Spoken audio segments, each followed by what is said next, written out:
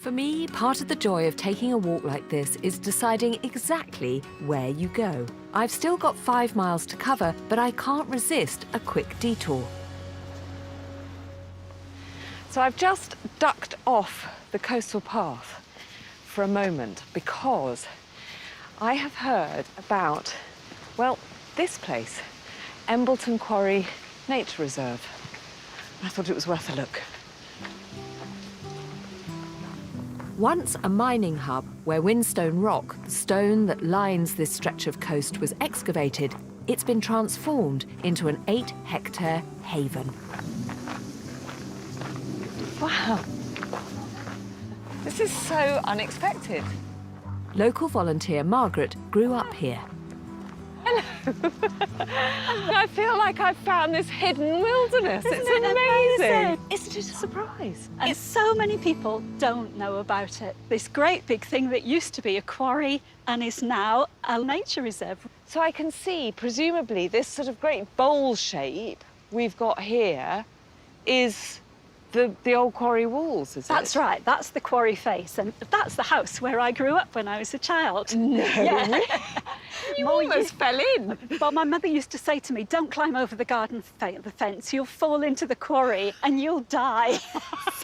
But at that point, that was all bare cliff face. I mean, it's hard to imagine now, where it's so kind of tranquil and beautiful, that this was an industrial site. That's right. And like all industrial sites, if you leave them alone, then nature moves in, doesn't it? Can I come and Of course you can. It's astonishing that 60 years ago, this piece of paradise was a quarry, excavating hundreds of tons of local whinstone, which was used for early tarmac and paving the Mersey Tunnel. The site ran for nearly 100 years and was then used for landfill before the nature reserve was established. Are those your volunteers up there? So here's our volunteers up there. Why don't you come and have a bit of work with them and see what they're doing? There's no such thing as a free tour, is there? Absolutely not. A local team of volunteers helped to maintain the nature reserve, which is home to a raft of plants and wildlife. Hello, workers. Wow, what a spot. Hello. Hello. This is Gary. So what we're doing is we're stopping the gorse and the scrub encroaching onto the grassland, trying to pull it back a little, Yeah. and hopefully it'll get flowers back. And presumably with flowers come insects. Absolutely. As well as 4 types of orchid and 16 butterfly species, these grasslands are home to one of the biggest tree sparrow colonies in the northeast. I should do a little bit of work before I press on for my walk. Is there anything useful Fantastic. I can quickly do? If you'd like to come over, I'll introduce you to Kevin, OK. and I'm sure he'll set you off on a task. My task for today is to help with digging up the encroaching gorse and brambles to encourage the growth of this very special grassland. Have you done it before? I have.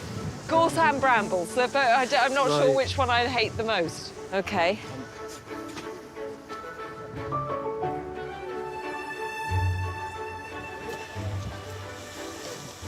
I wish you hadn't volunteered. Nice idea, isn't it? It's not going to work. Go for it. You sort of have to admire it for being such tenacious stuff in a way, don't you? Absolutely. Grudgingly. Doesn't give up. It's back-breaking work, but so important, protecting this unique Whin grassland, home to some of Britain's rarest plants.